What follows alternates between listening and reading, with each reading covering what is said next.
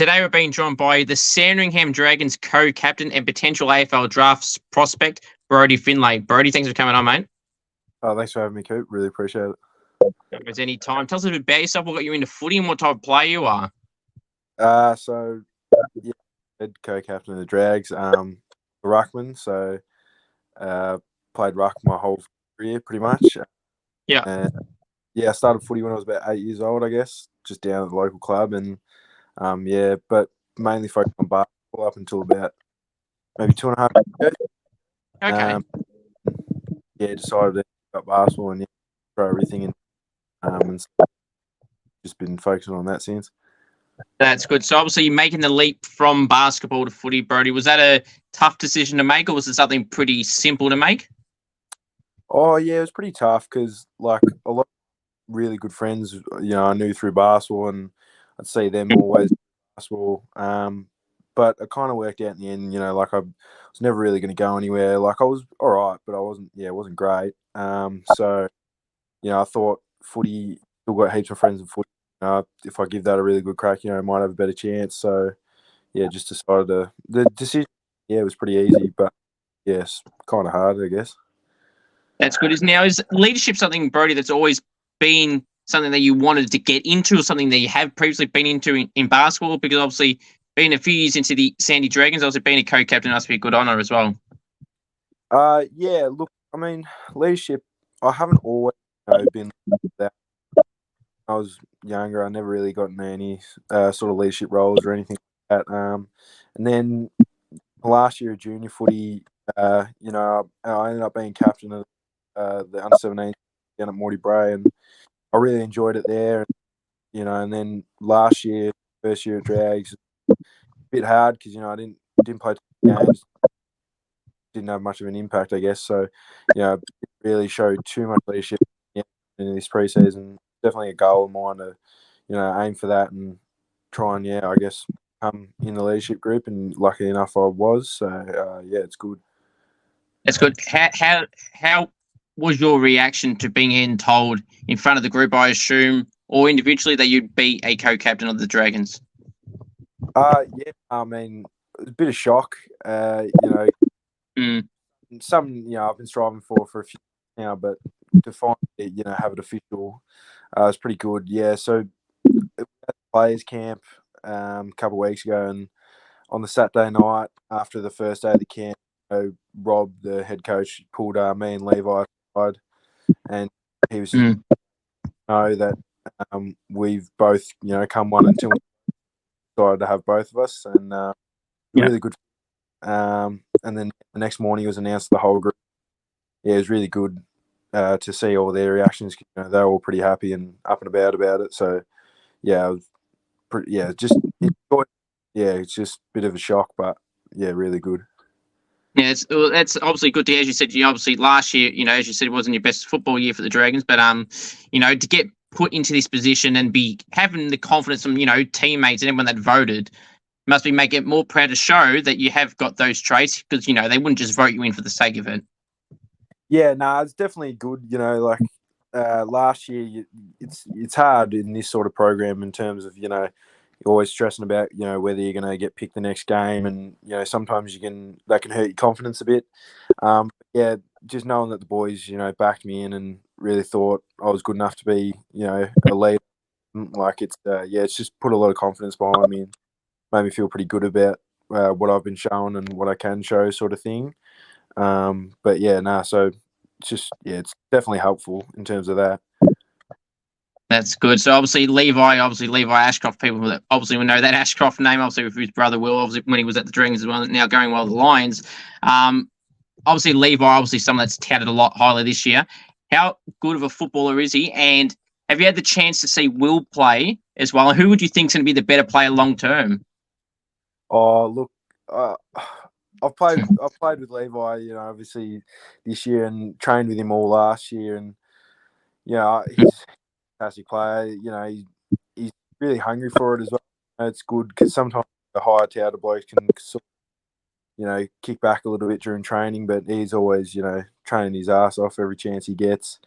And then Will, I never actually got to see in person play, so I couldn't really tell you the comparison. Yeah. But hopefully Levi goes on to do great things, just like Will. But yeah, so that's all I can really say about him. Yeah, he just works his ass off. That's fair enough. Now, obviously, you mentioned some goals that you set for yourself this year, Brodie. So, what are some goals you set for yourself, along with what you've mentioned already, for the rest of this year? Yeah, look, I mean, I think everyone at the club sort of set the goals of, hopefully a three-peat sort of thing, continue the going. Yeah. And we're all really striving for that as a club, and like all the playing group. We're really hoping we can show that sort of dominance. And then personally, obviously, just get drafted. Like, I mean, everyone's the same in this business. You always want to get there, but anyway, I can. Like, I mean, it might not happen this year, but yeah, just eventually, just try and get to the highest level I can possibly get to, pretty much. And then just play some consistent footy, I guess. Just get my. That's right, mate. Because everyone, you hear about all these stories about players, getting picked up in the mid-season draft, rookie drafts, pre-season drafts, mid-season. There's all these other avenues, and you don't have to be 18, 19. Like, if you're missing your draft, you go, oh, great, it's over. Well, you can be further wrong for people that think that, because, you can get drafted at any age. You can be 18, you can be 27, it could be any age.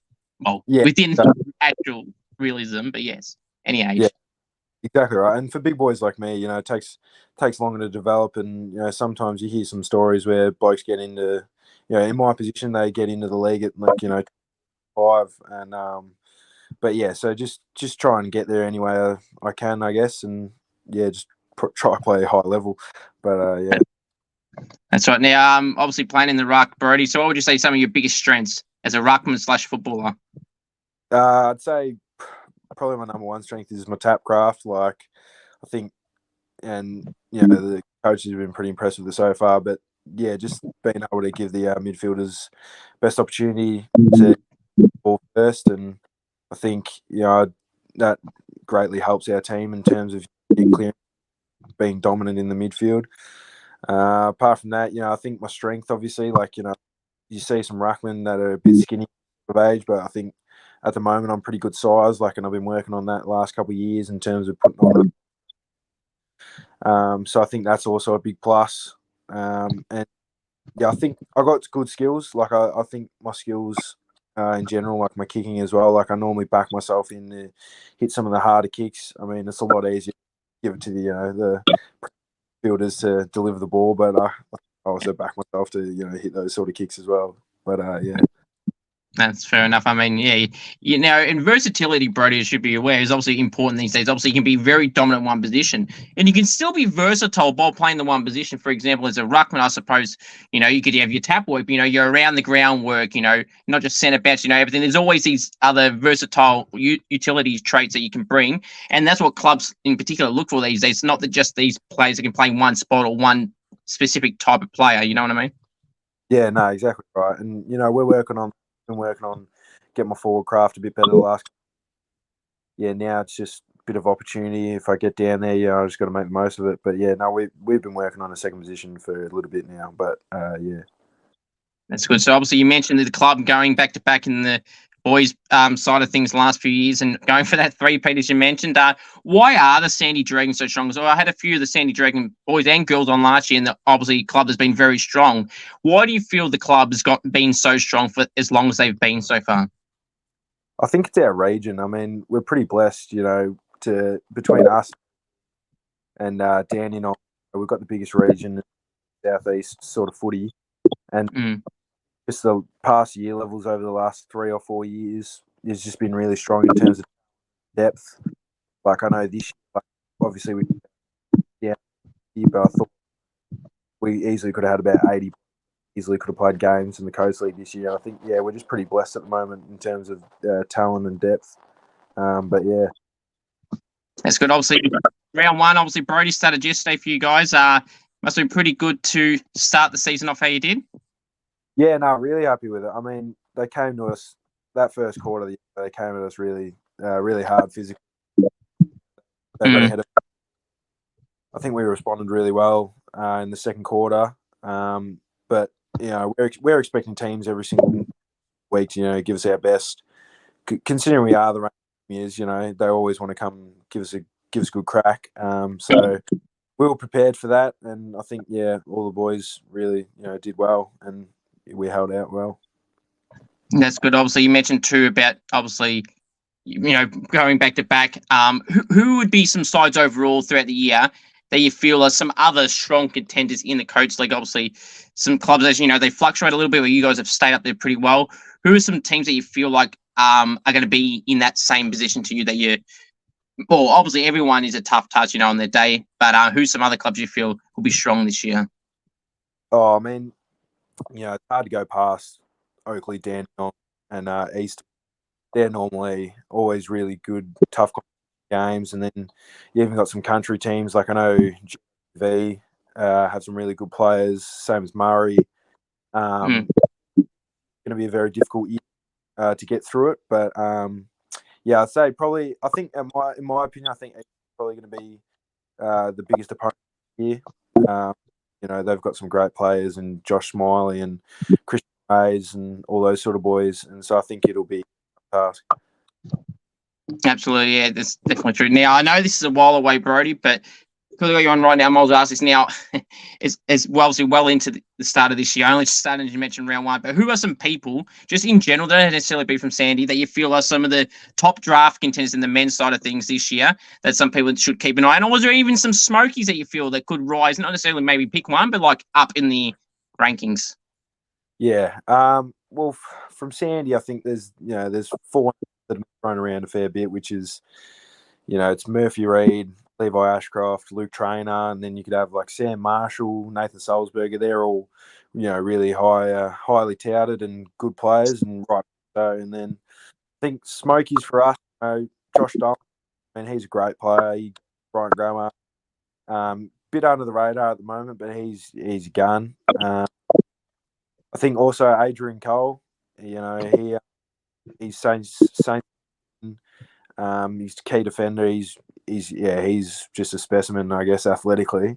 And then apart from Sandy, I'm not really sure about any other smokies, but there's obviously all the top touted boys, like Smiley, Murray, Kako, all those sort of boys. That's good. So obviously you mentioned some names there from the oppositions. What kind of strategies do you put in place when you go and play some of those other top droppies? Do you treat it any differently to say to any other team that may not have those highly touted? And how would you go about it? Is there any top ruckman that you've had to come up against so far or project to come up against this year that you'll have certain strategies in place? Look, I mean, every week's a bit different, and it depends on what our team's looking like and what the other team's done in recent weeks. But there's some players that they're obviously dangerous, and you look out for them. We plan for that. We make sure we have our right matchups and make sure we feel as strongly as we can before the game starts because of who's on who. And then for me, like in terms of rucks, there's obviously some good players. Zach Harding, I think it is, from Murray. He's a good player. It'll be a strong class, I think. I know Dandenong have got some really good tools. I mean, Noah Mraz, I don't know if he'll go through the ruck or not, but I think it'll be year. But we kind of just get our matchups as much as possible, and just feel confident who we've got on they're dangerous. Yes. So and I, you mentioned some names there. And it's good to have, this competitiveness as well. And you mentioned too earlier already with ruckman that, you don't need to be drafted straight away. And you can see some that get drafted, they play VFL for 3 or 4 years. And, and as you mentioned, when they're like 23 around that age, they get into the AFL and they adjust pretty well. Is that something, if you were hopeful to get to that position of being drafted, would that be something you would expect to do if you were to get picked up? Oh, yeah. Look, I mean, if I were to get picked up, there's no ruckman at this age AFL 100% ready, apart from maybe like absolute superstars like Nick Nanui or maybe Luke Jackson. But like there's no ruckman yet 18 that's ready to just go straight into the AFL and be able to compete with those boys. They've had most of them at least 3 or 4 pre-seasons at AFL level. Their body's hard and they've got the strength. And I think if I do get to that point, look, I'd probably expect it, a couple of years in the VFL or I'd probably just expect around a couple of years in the VFL just to properly get ready and make sure, I'm actually ready for that sort of level. Because you're right. Like it's hard to try and enter in as an 18-year-old and compete against the likes of like Sean Darcy, mate, on those sort of boys. And you just be no hope, really, I guess. That's right. I mean, and it's first sign up that just comes to mind, like the Eagles. Obviously, they've had a bombardment of injuries over the last few years, where some of their young raw ruckmen that would be at your age when they'd picked up, they're getting thrown into the deep end. They're playing against those guys like Max Gorn, Brodie Grundy, Rowan Marshall, and then they're just going to get torn to shreds because of the, they're not expected to be ready at that age, but they're forced to with no ruck options last year at least. Yeah, no, I mean, you see that happening a fair bit, and it's a bit up. Like, I mean, this year, like, they had Matt, and at the moment, they've had a few folks thrown in through there. Today, they just they had that Harvey Barnett go through there, and they've had Cal James. And, like, you watch them, and, like, obviously, they still play a role and they still do their job well, but it's, notice, like, it's hard. Like, if they haven't had the experience and they're going against folks of that caliber, like, it's going to be impossible for anyone like that to compete, really. So, I think in situations like that, they do really. But a lot of clubs are looking for, young, hopefully develop over a couple of years. And in cases like West Coast, they do just get thrown in the deep end, I guess, and they don't really have an option to it. But, I guess that's how it works. That's right. What team did you grow up supporting? Mad Pies fan. Pies, well, obviously me being a Saint, obviously wasn't a great night to start the season, let alone on Thursday night, Brodie. But the Pies, as they always do, they'll bounce back. I don't know when, but they will. Yeah, I'm hoping. I was at the game on Thursday, and it was a bit tough to be in the crowd watching that. Hopefully we start. Hopefully, we finish the season well and just compete again. That's all I really care about. But it was good to see the flag last year, so I can't really complain. Very true. Did you get the chance to go to that game? No, I didn't, unfortunately. Tried to get tickets for a while, but couldn't squeeze one in. But I still just watched it at home with family, which was just as good. So can't really complain. Very true. Yeah, premiership's a premiership. Obviously, as you said, it'd be ideal to go, but it is what it is, and that's what happens when you get Collingwood and you have all those allocations and all those hundreds upon thousands of people trying to get it at once. It just happens like that, unfortunately. Yeah, exactly right. Now, interstate trips, Brodie, if the opportunity was to come arise to join the AFL, would you be open to going interstate if that option was there? Oh, mate, 100%. Like, I'm anywhere as long as whatever give me the opportunity, I'll make it my home and I'll make it work. Like obviously it'd be hard times, but I think I'm fully prepared to, go wherever and give them the best crack because, I'm pretty like I've got a close family, but still easy to keep in contact. And my best friend Harvey Johnson, obviously, just got drafted to West Coast, and but he says at times it's hard, misses home, but at the end of the day, you're living out your dream, so you do anything to make it work. That's right. I mean, how proud are you of someone like Harvey and anyone else that you've known that's gotten drafted to see how they go? Because obviously Harvey played at Saints VFL Sandringham Zebras as well, and to get that experience there, of that next level above or below AFL, and that's just a good learning curve for him to play some games through the VFL as well. Yeah, I mean, I'm incredibly proud of what Harvey achieved and how he went last year. I've been there for I don't know about 8 or 9 years now, and I've seen all the hard work he's been putting in ever since we were about 11 years old, and to see it finally come off for him is just unbelievable. And so deserved, and couldn't really picture a better person for it to happen to, and then with the VFL, man, he said like a tough competition, completely different to under 18 sort of level, but it's really good, I guess, before getting drafted to get warm to that environment.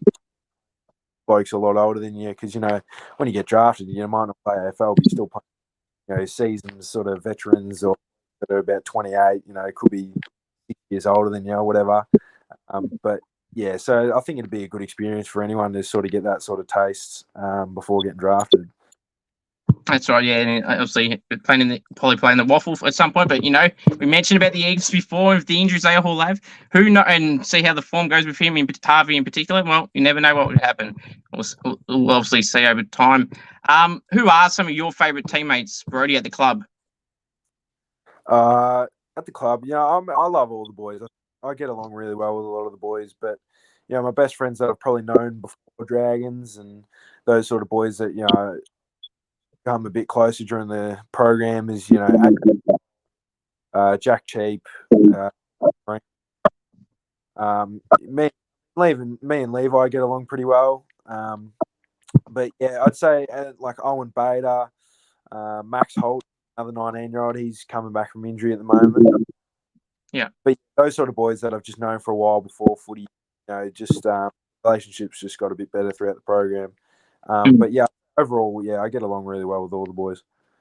It's good. If there was a AFL player comparison to the type of style of play that you would play, like as a ruckman, is there any particular type of ruckman that you would compare yourself to the style of play you play? Like, I know some people are hesitant to say names, so they feel like they're comparing themselves to this player, but it's more so the style, not obviously the name. Yeah, okay. Style, I like Sean Darcy. I think we play similar in the way we approach it, and about what our strengths are, I guess. And I like to sort of portray myself as one of those sort of that uses their body really well, and he's just really likes that sort of stuff. So I'd say probably Sean Darcy. That's a good one. Now, who loves the limelight, the attention, and the camera at the Sandy Dragons, and they can't get enough of it, and they know exactly what to do when that camera's around? Oh, look, I'd say probably Luke Trainer and Levi Ashcroft. They really don't mind the attention and the photos, but like most of the boys at the club are just really humble and really down to earth. Like obviously the boys, they've got a lot of attention recently, and a lot of things happening for them. They're both at AFL Academy and all that sort of stuff. But I'd say sometimes they love the camera a little bit, but yeah. Well, especially if they get picked up, Brodie, they'll and like anyone, they're going to have to get used to that, I suppose, to a degree. Nicknames, Brodie. What nicknames do you get at the club that you like or dislike?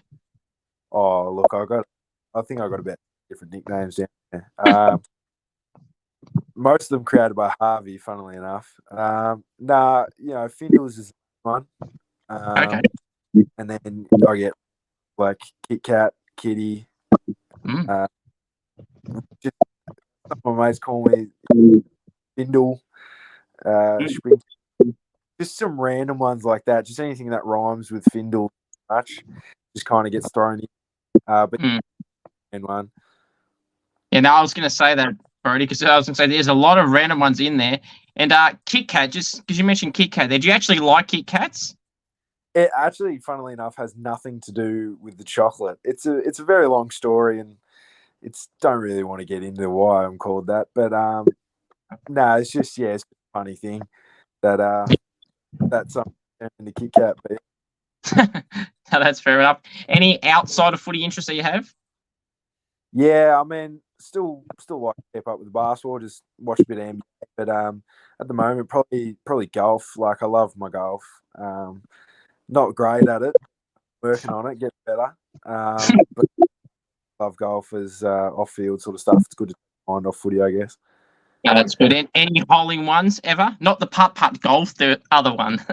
Oh, there is no chance I've gotten a hole in one. I don't even think I've come close once. Yeah. Hopefully I can, get a hole in one. That'd be an unreal thing to happen. But you got to be very lucky to get that sort of thing. Yeah, no, that's very, very true. Any favorite TV shows or movies that you have? Oh, yeah, favorite TV show, How I Met Your Mother. Okay. I think I've watched that about like 13 times. Movies, I don't really know, to be honest with you. A lot of good movies going around. Favorite movie, maybe like Step Brothers or something like that. That's a pretty good movie. But yeah, just any like comedy or anything like that, I'm always a big fan. That's good. That's a good genre to go into, comedy in particular. Now, you mentioned How I Met Your Mother and watching it like 13 times over and over. Are you one like me, Brodie, with TV shows or movies or whatever, where you can remember like scene by scene, and it's like kind of a bad thing to a degree, because like you want to watch something back and it's like, all right, he's about to get hit in the head in 3, 2, 1, boom. Yeah, it gets like that a fair bit. With shows like that, because I'm a typical rewatcher of shows, because I enjoy it.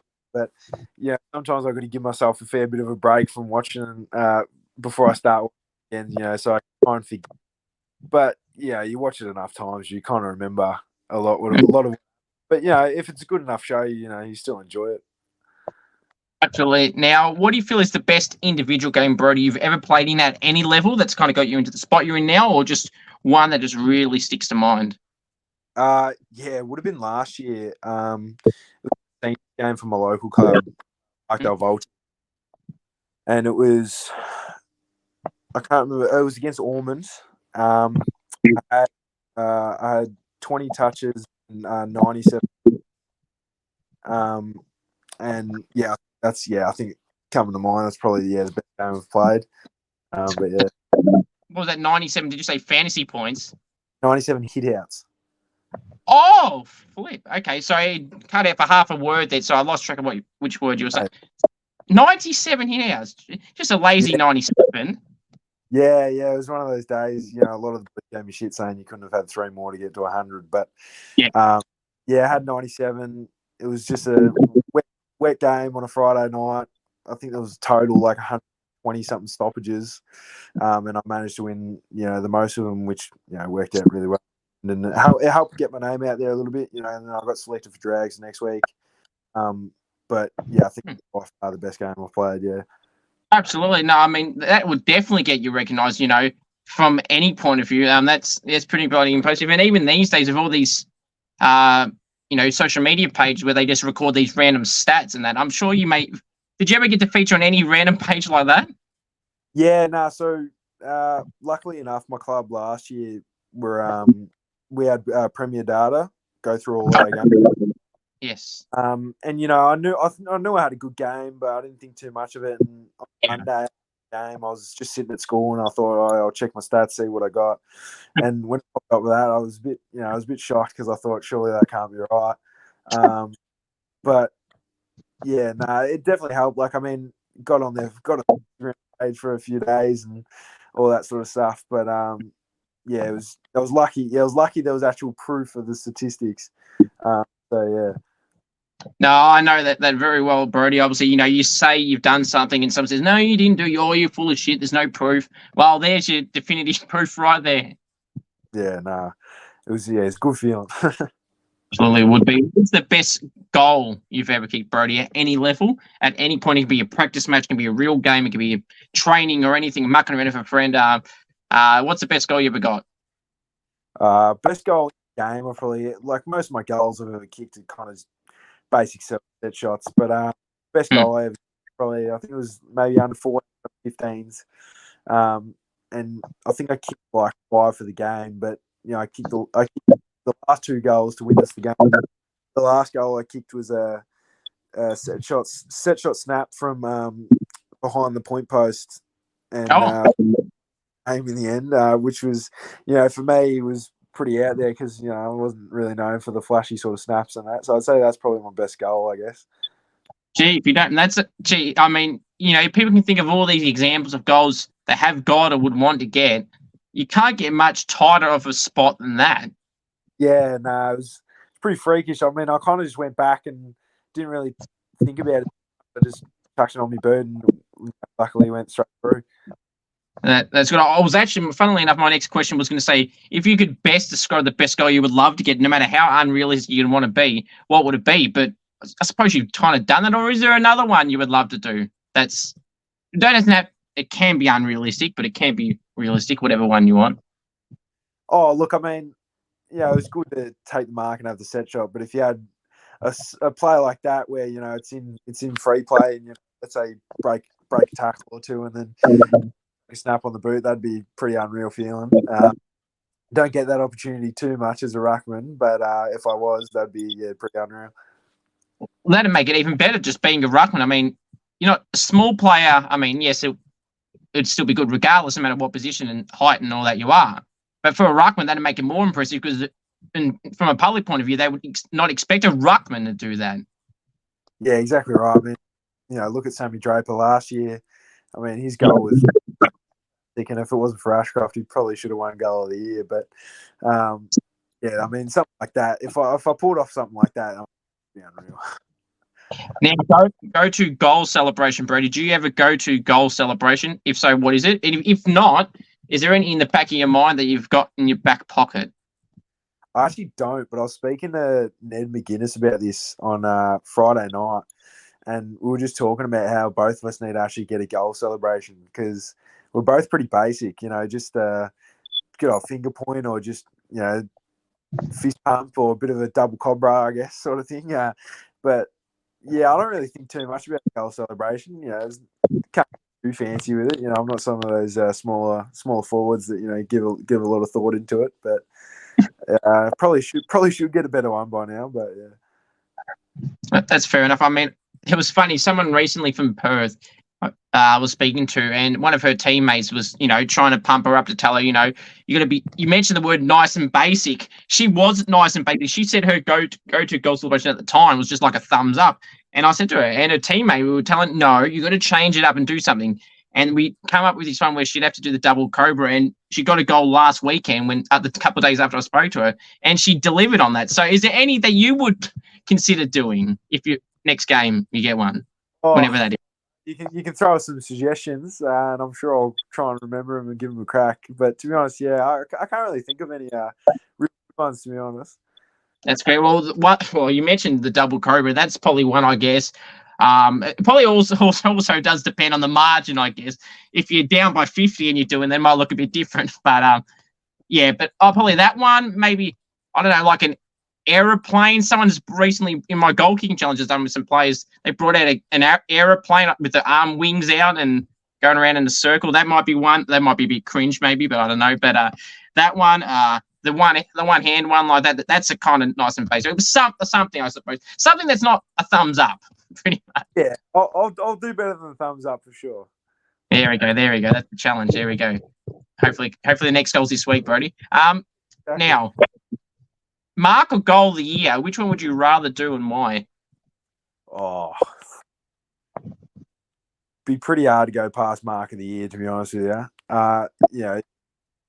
Most of those mark of the years are just huge speckies and hangers, and it's a pretty good feeling if you're able to get up on someone's shoulders and take an unreal grab. And goal of the year is great and all, but I think probably mark of the year for me. That's fair enough. I mean, you can't go wrong either way. And I get a 50-50 split every time. All reasons are valid. And I mean, unless your name's Jeremy Howe, no one's doing mark of the year nominations every week or most weeks. I can't believe. Well, he probably hasn't done a mark of the year contender for about 6 weeks, back half of last year and start of this year. So, gee, that's a long stretch for him. There must be one coming. Yeah, you'd hope so. Well, definitely if you've been a Pies fan, hopefully something like that comes out very soon. Now, what's something, Brodie, someone does at the club that you can't stand, whether it's leaving rubbish around, just being flat out annoying? Is there anything that comes to mind or anything that someone does in particular that comes to mind? Oh, not really, to be honest with you. We're all pretty good. Sometimes, if I don't get there earlier enough, Max Holt will take my locker. He'll take the spot where I normally like to go, and running joke we have, last year and a bit now, we always try and get there earlier than each other so we can pinch the locker that we both want. But I'd say that's probably it. Or maybe, actually, Murphy Reid, he's a big culprit. If recovery on the Monday night, he'll just use my towel. If he's in the pool before me, he'll use my towel. And so sometimes they can give me the shits. It definitely would do something like that. Now, I just thought of this then. Obviously, training at St Kilda's ground, RSA Park, from time to time. How good is it to train on? I know it's not an AFL official ground, but in terms of for points, but to train on the ground that the Saints play on, and obviously the facilities they use around as well. How good is it to train at a ground like Moorabbin? Oh, it's unreal. I mean, coming from local, all that, going straight to getting to train at RSA three times a week. It's just fantastic. I mean, the Oval's always kept in unreal shape, and the gym, we're lucky enough to use St Kilda's gym, and just in there, it's just fantastic. I mean, they obviously redid it all a couple of years ago, and so it's just we're very privileged to be able to use St Kilda's facilities. So do you ever get any AFL players or AFLW players that kind of come down to training to kind of lean in some advice or just kind of help out from time to time, or like some mingling type things that gives some tips or anything like that?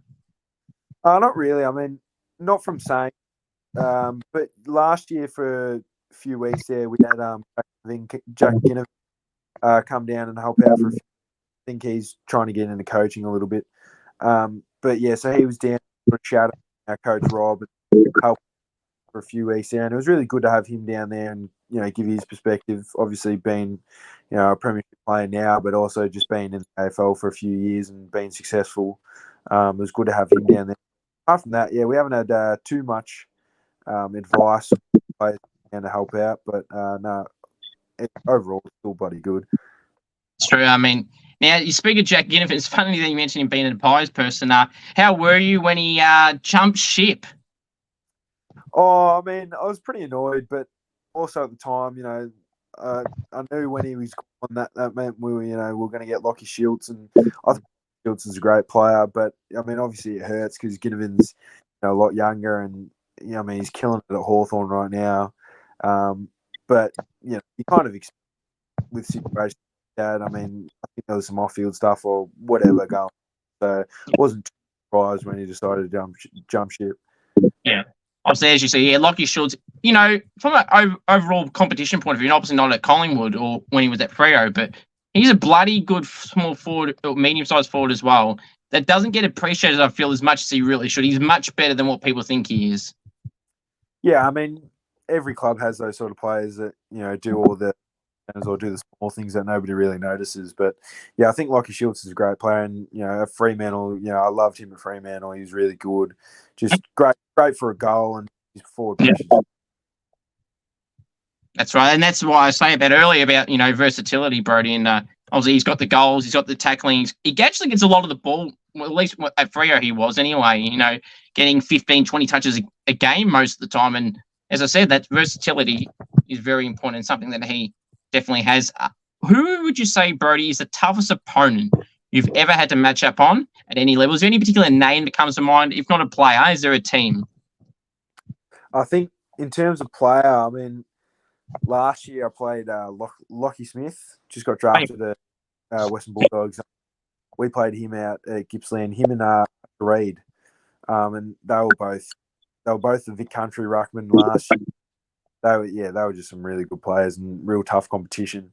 And they really brought it to us. The main other ruckman are Levi Young. They were tough opponents. In terms of the team, I mean, Gippsland again. I mean, we ended up getting a big win last year, but between Dersma and those boys, like really tough. Who else? Eastern. I mean, like they're just those sort of teams, like Eastern, Oakley, all those sort of teams. They're just always going to be tough opponents and hard to play against. How beneficial though, Brodie, is it playing against guys that have just been drafted, like Zane Dersma? You mentioned Lockie Smith, in particular for you, you've had to match up on as well, that have gotten to the AFL draft point of view and have been picked up. And they kind of gives you a good understanding too of how, where you're at if you're competing against guys that have just been picked up last year.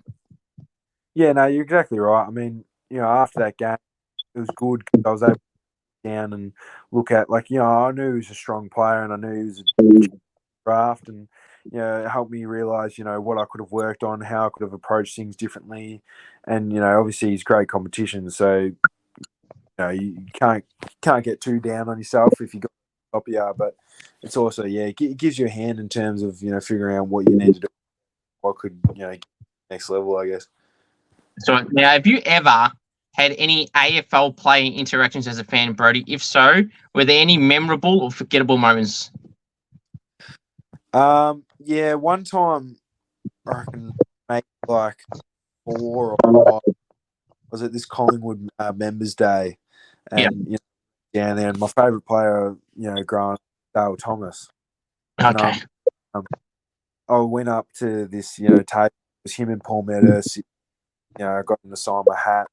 And then they asked me for a photo. And because I was too scared and too shy, I didn't get a photo with them. And I still sort of regret that a little bit. But no, that's probably the biggest fan interaction, I guess, in terms of players.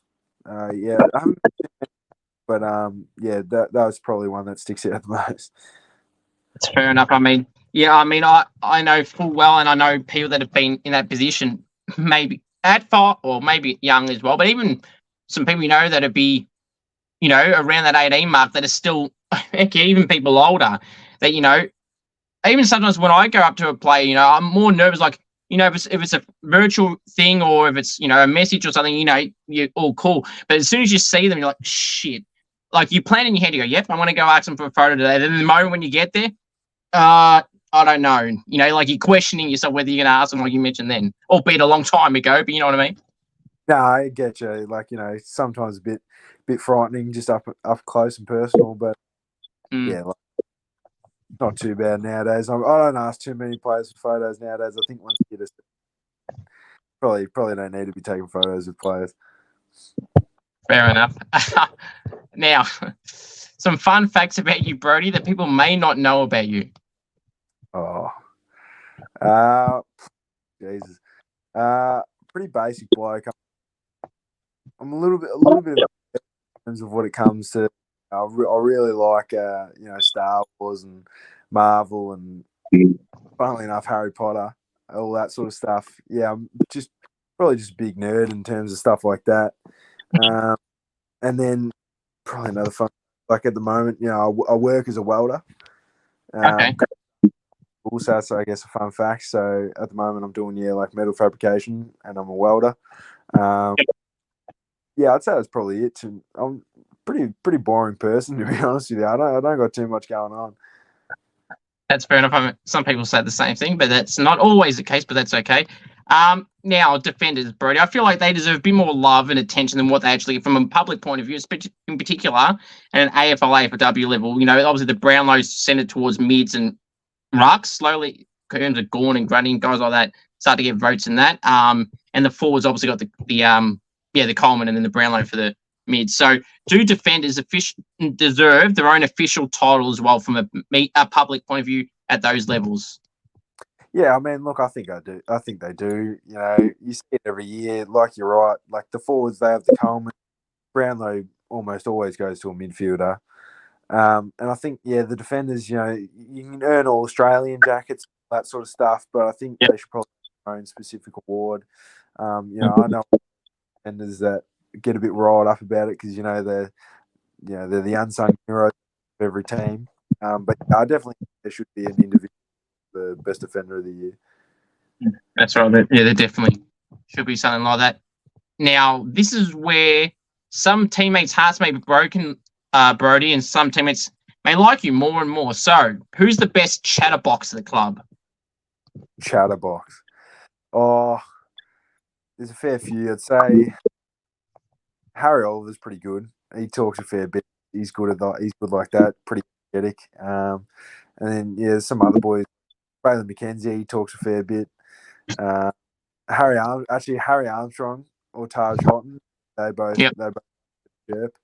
I'd say probably those sort of boys.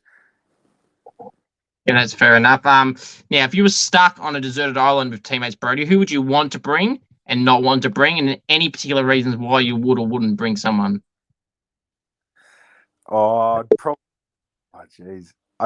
I definitely wouldn't bring Ollie Green, purely because he's not the smartest tool in the shed. And also he's pretty short. Don't know how helpful. Who would I bring? Probably bring maybe like Jack Chase or Adrian Cole. I think they'd be resourceful, and they're also pretty big boys. So if we need to kill an animal or something like that, I think we could get it done.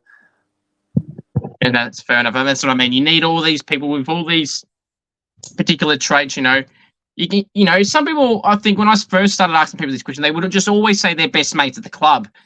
But that's all well and good. But if they're not bright, well, in these type of scenarios, you probably don't want them. Yeah, exactly. Nah, Ollie Green, obviously smart bloke, but that's just funny running joke we have. I always just say he's not the smartest bloke. He says the same thing about me, but it's all fun and jokes in the end of the day. But absolutely, Brodie, and I ask these questions for the exact same thing. This isn't clearly not to target anyone in any way. Some people would probably love that they get mentioned, just in general. But and as you said, it's banter at the end of the day and a bit of fun. And a lot of people love hearing who fits that category. Who's the loudest and quietest teammates? Oh, quietest, you could definitely give to Ollie Green. I mean, if you're really good friends with him, he's up and about. But if you don't really know him too quiet. But the loudest, Sam Linder, Buck Linder. He's really loud and up and about. Same as Harry Oliver. Those two boys. They love it. I love them. That's good. Now, away from the teammate point of view, most prized possessions that you own, Brodie? Oh, I don't really know, to be honest. Most prized possessions. I've got a Bruce Lee cardboard cutout. Okay. Sitting there, that's pretty cool. I like having that around. I've got a cool. If you like Star Wars, you'll know what I'm talking about. But I got a big lifelike Mandalorian helmet. That's pretty sick. I love it. But I'd say that's probably too many huge value items, I guess. That's fair enough. Now, obviously, you mentioned being a ruckman, and from a public point of view, ruckman aren't spoken highly of their goal kicking, Brodie. How would you rate your goal kicking, just in general, from set shots on the run, etc.? Yeah, I mean, I think it's tough in game because it's a completely different environment than just having shots at training. But I think I've got a good set shot, and I think I can kick goals on the run. But so far I just haven't been able to, I guess, sort of display it or have a good crack at it. But I think I'm pretty solid in front of goal, obviously. But it can make it a bit hard, pressure of the situation and whatnot. But I think I'd say solid. It's very true. Now, this is where I bring up the hot topic food questions, Brett. I don't understand why people in Australia get so worked up over these questions. Now, I want to see how many you can get the same as to what I would give. I've had probably 7 out of 70 people get the same as what I have, so not a great strike rate, but we'll see what happens here. So the first one, Brodie, is chicken palmy. Is it a palmy or is it something else? Okay, see, I hate this conversation because it's obviously a Palmer. Oh, no. Oh, dear. Okay. Now, luckily now, Brodie, you're not the first one. Only one other person's ever said what you said, and that was only the other day. And I wasn't the fondest of that answer. So, okay, can you please explain to us why it's that? It's in the word. It's chicken parmigiana. So the first part of the word is Parma. So I think, and I hate all the nuffies that call it a palmy. It just makes no sense. But the chicken palm. That's okay. We'll agree to disagree. All I will say, spell it out and tell me what the first letter that comes out of an I and an A. It doesn't matter about the way it's said. That's fair enough. That's right. We'll move on. Tomato sauce, cupboard or fridge? Fridge. Cold sauce. Fair enough. I'll accept that, Brodie. We'll give that one. Pineapple on a pizza, yes or no? Oh, I don't really mind it. I'm neither here or there. Fast if it's on the pizza, but I won't go out and ask for it. Okay, I'll accept that. 2 for 3. All right. So, favorite food? Oh, it's a big question. Just style of food or just specific food? Either or. Can't go past a nice steak. I think a steak is probably one of the best things. That's fair enough. Food you don't like? Oh, I hate zucchini. I'll agree with you on that one. Yep, that's yuck. Favorite takeaway place? Ooh. Probably this tie joint. Yeah, like Okay. it's called Manow Tie, and it's it's nice. Fair enough. All right. Well, you only got two different to what I would say, so that's fair enough, including the controversial one, but we won't go there. Now, if you were the AFL CEO for a day, Brodie, what rule would you add and/or remove? That's a question, to be honest. I'd probably get rid of the stand rule. I never understood why they brought it in, and I don't think it's a good rule. I think I'd probably remove it. Yeah, that's a good one. I mean, it's an interesting question because I like the variation of answers. I like the ones that get repeated, which is kind of showing the AFL that they need to get rid of it, and that's what I agree with. And plus, clubs these they try and exploit all these rules they try and add in anyway. So, something. Yeah, I agree with you there. Favorite music? Is in type of music or an artist specifically? Either or. I'd say my favorite artist is Ali. And then just, I guess I kind of like a bit more relaxed, calm sort of music. And then obviously before footy, I fire up a bit. But most of the time, I just like a bit calm, sort of chilled out music.